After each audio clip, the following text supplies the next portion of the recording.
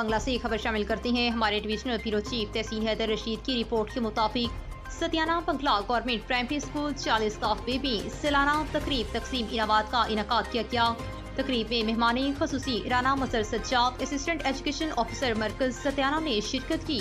انہوں نے بچوں کی حوصلہ افزائی کی اور انعامات تقسیم کیے۔ ان کے علاوہ دیگر مہمانوں میں رانا غلام مصطفیٰ، رانا کمال پاشا، میاں مختار احمد شبیر صاحب، شہاب صاحب، بشارت صاحب اور آصف شریف صاحب نے خصوصی شرکت کی۔ اس موقع پر مہمان خصوصی رانا مظہر سجاد نے تقریب میں موجود والدین سے خطاب کرتے ہوئے گورنمنٹ پرائمری اسکول کے تمام بچوں کے ڈسپلن کی بھرپور تعریف کی اور والدین سے اسی طرح سے بچوں کی بہتر پرورش پر زور دیا۔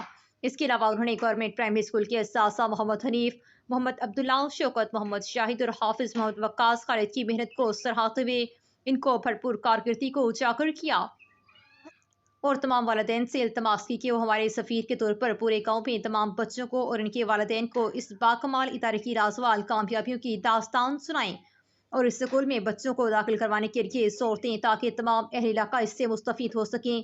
تقریب کے اختتام پر ہیڈ ماسٹر محمد حنیف صاحب نے تمام مہمان گرامی کا شکریہ ادا کیا اور بچوں کی تعلیم و تربیت کی نمایاں پہلوؤں کو اجاگر کیا اور سب حاضرین محفل سے اسکول کے بھرپور داخلے میں اپنا کردار ادا کرنے کی اپیل کی۔